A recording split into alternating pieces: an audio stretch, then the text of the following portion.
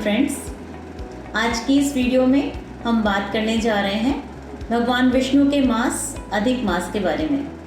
मैं doctor Seema Jindal, chairperson of institute of vastu and peaceful living. ऐसी मान्यता है कि अधिक मास में जो भी धार्मिक कार्य किए जाते हैं, जो भी दान पुण्य किया जाता है, उसका फल किसी और मास में किए जाने वाले धार्मिक कृत्य से 10 गुना ज़्यादा मिलता है।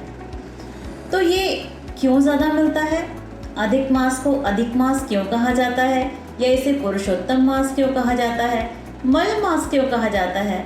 ऐसे बहुत सारे सवाल आपके मन में भी आते होंगे। तो आज हम इसके बारे में जानते हैं। आप जानते हैं कि अधिक मास क्यों बनाया गया? हमारे यहाँ 2 तरह के कैलेंडर प्रचलित हैं, एक सन कैलेंडर सूर्य वर्ष और दूसरा मून कैलेंडर मून वर्ष। तो जो सूर्य वर्ष है वो 365 दिन 6 घंटे का होता है, और जो चंद्र कैलेंडर है वो 354 डेज का होता है। तो ये जो 11 डेज का फ़र्क है, इस गैप को भरने के लिए ही अधिक मास बनाया गया है। तो हर 3 साल में ये गैप करीब करीब 1 महीने का हो जाता है, तो ये 1 महीना बढ़ाकर अधिक मास बना दिया जाता है ताकि इस गैप को फिल किया जा सके। और चूंकि इसमें सूर्य की संक्रांति नहीं होती है, इसीलिए इसमें शुभ कार्य वर्जित होते हैं और इसे मलमास कहा जाता है।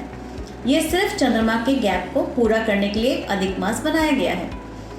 तो इसके पीछे स्टोरी क्या है, कौन सी धार्मिक मान्यता है, हम ये अधिक मास कब से शुरू करने लगे?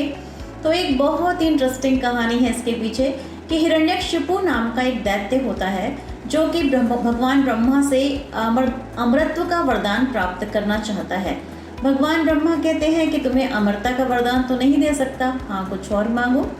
तो वो कहता है कि ठीक है, अगर आप मुझे ये वरदान नहीं दे सकते तो कम से कम मुझे ऐसा वरदान दें कि ना तो मैं पशु के हाथ में मारा जाऊं और ना ही किसी देवता, असुर या मनुष्य के हाथों में, ना ही मैं दिन में मारा जाऊं, ना ही मैं रात में मारा जाऊं, ना ही मैं घर के अंदर मारा जाऊं, ना ही घर के बाहर मारा जाऊं, ना ही मैं किसी अस्त्र शस्त्र के द्वारा मारा जाऊं, और न ही मैं वर्ष के किसी 12 महीने में मारा जाऊं।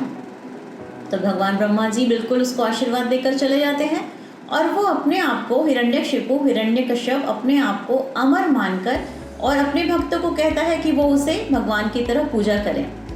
लेकिन जब उनके अत्याचार बहुत बढ़ जाते हैं तो भगवान विष्णु अवतार लेते हैं, और वो अवतार होता है नरसिंह भगवान का अवतार।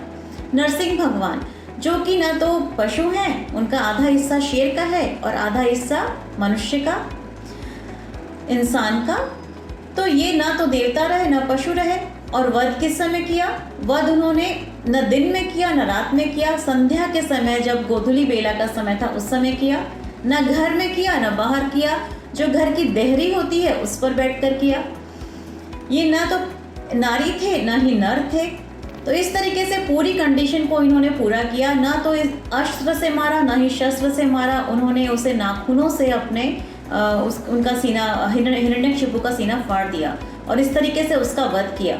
और 12 महीने में से किसी भी महीने में उन्होंने उसे नहीं मारा। किस महीने में मारा? अधिक मास में मारा। जो अधिक मास हमने अभी बात की थी जो चंद्र कैलेंडर के लिए, ये वही अधिक मास। और तब से अधिक मास की परंपरा ऐसा माना जाता है कि शुरू हुई है। इसीलिए इसे विष्णु का, जो कि विष्णु के अवतार थे, इसलिए विष्णु का महीना माना जाता है। और किसी भी देवता ने इस महीने को लेने से मना कर दिया था, विष्णु भगवान ने यह महीना अपने लिए लिया, अपने ऊपर लिया, इसीलिए इसे पुरुषों में उत्तम पुरुषोत्तम मास भी माना गया है। और इस मास जो भी दान पुण्य धर्म कर्म करते हैं उसका फल बहुत ज़्यादा मिलता है। तो फ्रेंड्स, आपने ये देखा है कि जब जब प्रकृति में कोई भी डिस्टर्बेंस होती है, ये स्टोरीज हमें क्या बताती हैं, हमारे जितने भी कहानियाँ हैं, किस्से हैं, हमारा जो भी विज्ञान है, वो हमें क्या बताता है कि अगर हम किसी भी तरह के डिस्टर्बेंस क्रिएट करते हैं नेचर में, तो वो नेचर अपने हिसाब से कुछ ऐसे जीवों को उत्पन्न करती है जो कि उस नेचर को बैलेंस करने में सक्षम होते हैं। और हम चाहे उन्हें कोई भी रूप दे सकते हैं। ये पंच तत्व जिनसे ये धरती बनी है, इंसान बने हैं, वो किसी भी रूप में हमारे सामने आते हैं और इस धरती को बैलेंस करते हैं। तो ये थी पुरुषोत्तम मास की कहानी, और इसके पीछे का जो साइंस जैसा कि मैं समझ पाती हूँ, तो दोस्तों आपको ये कैसा लगा हमारा वीडियो? यूट्यूब पर हम डॉक्टर सीमा जिंदल के नाम से हैं। आप चाहें तो हमारा यूट्यूब चैनल सब्सक्राइब कर सकते हैं, लाइक एंड कमेंट कर सकते हैं और बेल आइकन को दबाएं ताकि आपको हमारे वीडियो जो भी नए आ रहे हैं वो आपको मिलते रहें। और फेसबुक पेज पर हम institute of vastu and peaceful living के नाम से हैं। आप हमारे पेज पर जाएं, वहाँ पर आपको और भी वीडियोस और प्रोग्राम्स मिलेंगे। तो आज का प्रोग्राम कैसा लगा कमेंट ज़रूर करें। Thank you so much.